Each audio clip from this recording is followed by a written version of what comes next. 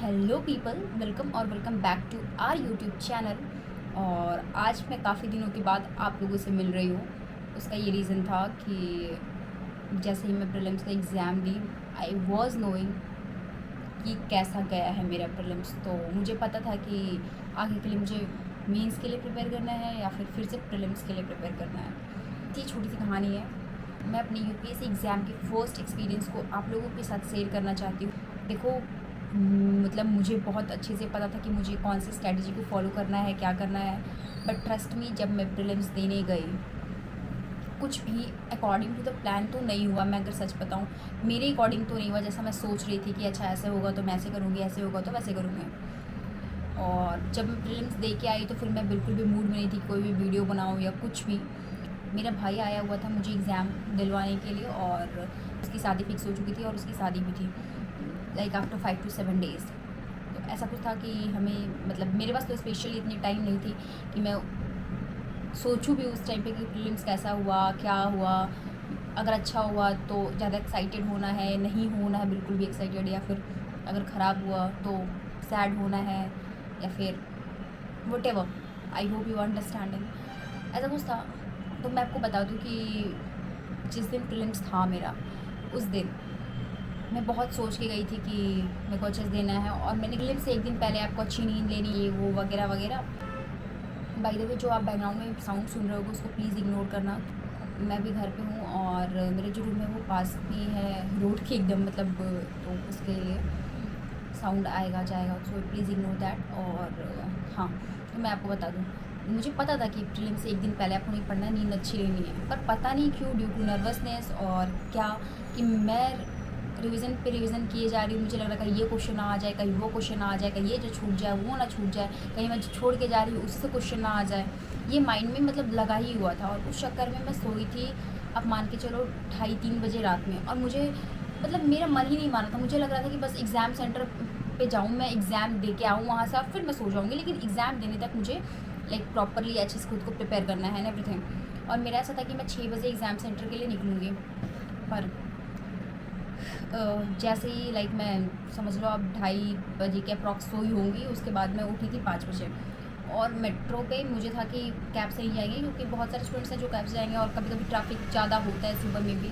और ऑब्वियसली वो यूपीएससी का एग्ज़ाम डे था, तो ट्रैफिक होना मतलब बनता भी है, मान लो। तो मैंने सोचा मेट्रो से जाना एक अच्छा डिसीज़न होगा।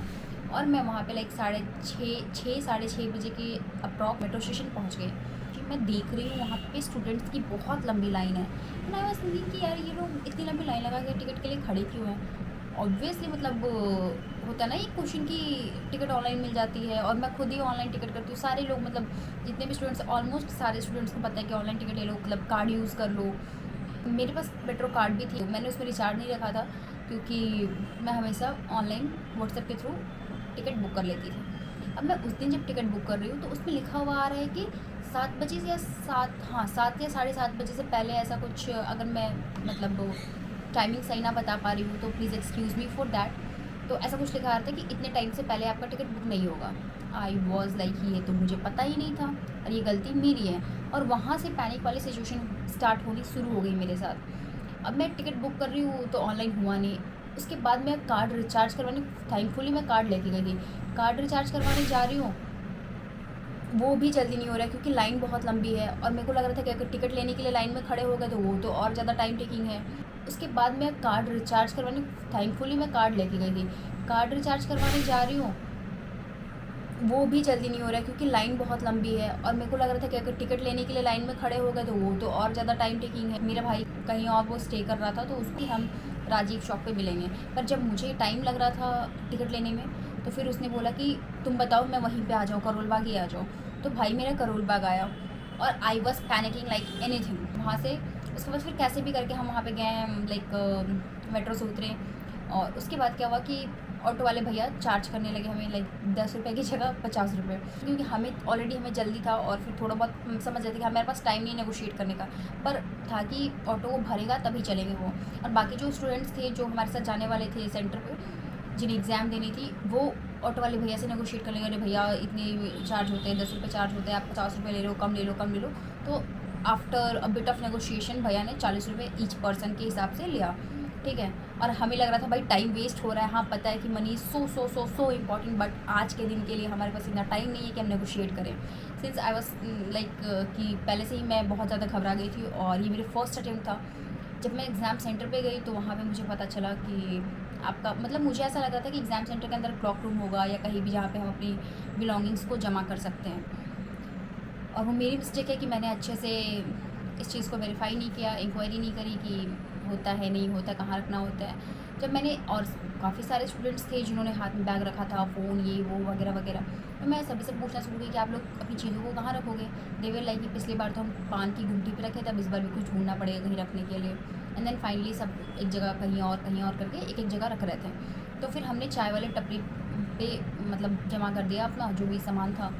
और वो भैया ऐसा कर रहे थे कि फ़र्स्ट सिटिंग में आप अगर एक बार भी फ़ोन ले लेते हो अपना, लाइक अगर आप एक जीएस की एग्ज़ाम दे के आ रहे हो, फ़ोन ले रहे हो तो आपको 40 से 50 रुपये ऐसा कुछ था, वो देना है। उसके बाद फिर आप जमा कर रहे हो, फिर बैग ले रहे हो, फिर से आपको देना है। और मैं एग्ज़ाम सेंटर पे जाके बैठी, and believe me it was like कि आई कैन नॉट से, मैं एग्ज़ाम सेंटर पे बैठी और एक क्वेश्चन पेपर मुझे मिला, और मैं क्वेश्चन पेपर खोली, और सबसे पहला क्वेश्चन मुझे सेट ए मिला था, और सबसे पहला क्वेश्चन था इकोनॉमिक्स का। I was like I am telling you, मुझे मतलब कुछ टाइम तो ऐसा लग रहा था कि हाँ पहले था मेरा कि देखो, अगर मुझे ये पता है कि अगर आपको समझ में ना आए आगे के कुछ क्वेश्चंस, अगर आपको क्लियर ना हो, अगर उसके आंसर्स क्लियर ना हो आपको, तो आप बाकी के क्वेश्चंस पढ़ो और जो आ रहा है पहले उसको टिक करो, ये सब पता था मुझे। बट मैं वहाँ गई तो मुझे लगा यार पढ़ना तो सारे क्वेश्चंस हैं, एक बार पहले पढ़ तो लो, सोच तो लो। मुझे लगता कि अभी तो फ्रेश माइंड है भाई, पहले पढ़ लो, सोच लो, क्या पता तुम्हें आता हो, तुम पैनिक कर गई हो ऑलरेडी, इतना भसड़ जो मच चुका था सुबह में।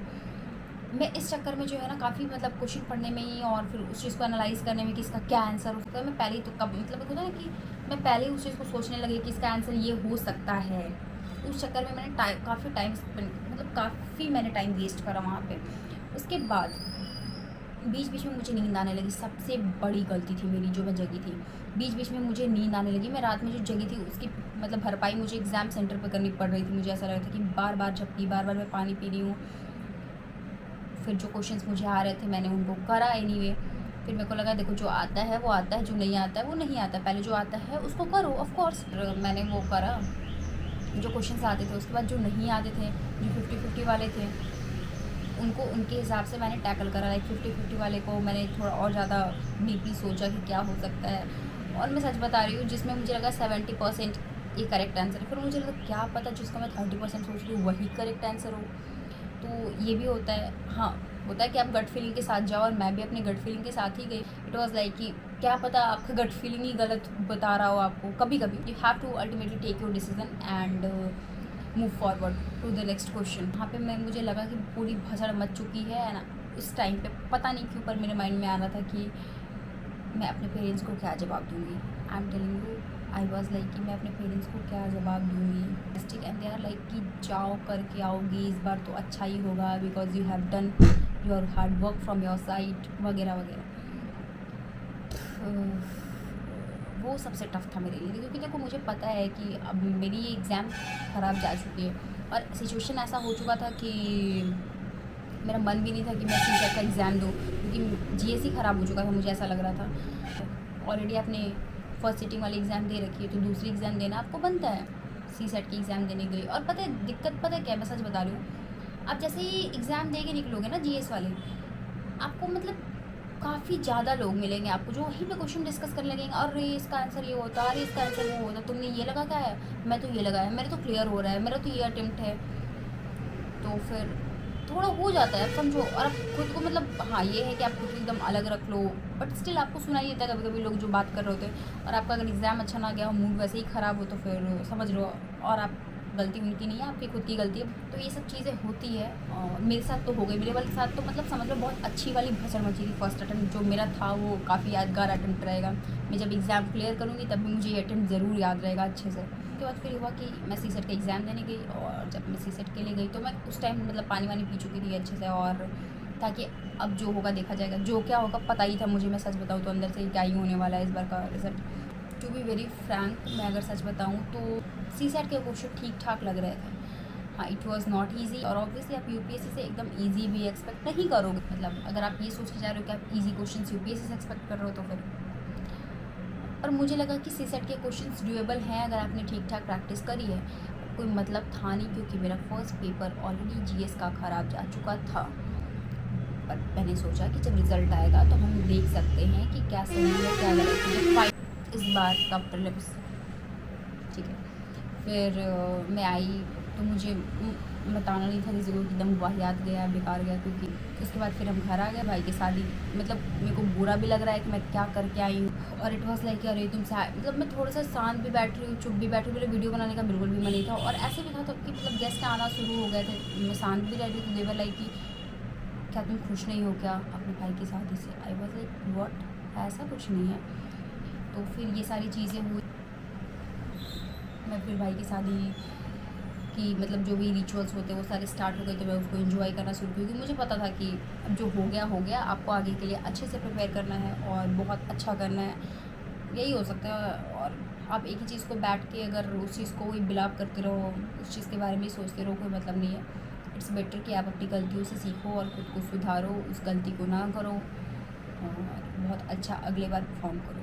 तो मैंने भी यही करा। देखो फिर वहाँ पे रहने का फिर मुझे कोई मतलब नहीं लगा दिल्ली में, मैं घर पे ही आ गई। अभी वहाँ पे देखो एक्सपेंसेस भी हैं और अगर आप रिज़ल्ट ना दो अच्छा तो फिर कोई मतलब नहीं है।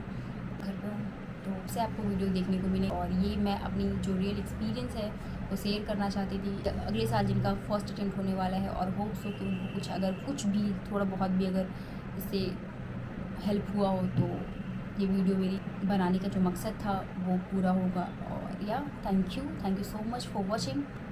अच्छा हाँ, मैं बताना भूल गई, उसके बाद फिर प्रीलिम्स का रिज़ल्ट आया भाई के शादी के कुछ टाइम बाद। के बाद प्रीलिम्स का रिज़ल्ट आया और at that point of time I was not in the mood to share my result with anyone because everyone was happy because of my brother's marriage. I was literally not in the mood और मेरी हिम्मत ही नहीं हो रही थी कि मैं अपने पेरेंट्स के पास जाके अपना रिज़ल्ट बताऊँ। आई एम टेलिंग यू, मेरी हिम्मत नहीं हो रही थी। और 2 दिन के बाद फाइनली मैं अपना रिज़ल्ट बताई क्योंकि देखो बताना तो होता ही है कैसे भी। और देखो आप रियलिटी को जितना जल्दी एक्सेप्ट कर लोगे और आगे बढ़ोगे वो ज़्यादा बेटर है मेरे अकॉर्डिंग। तो फिर मैं रिज़ल्ट बताया, मतलब बेकारी मूवमेंट था वो। और उसके बाद फिर मेरे को लगा कि अब पढ़ाई शुरू कर देनी चाहिए, अब घर से ही पढ़ाई शुरू कर देनी चाहिए। तो मैंने अपना एक रूम सेट कर लिया।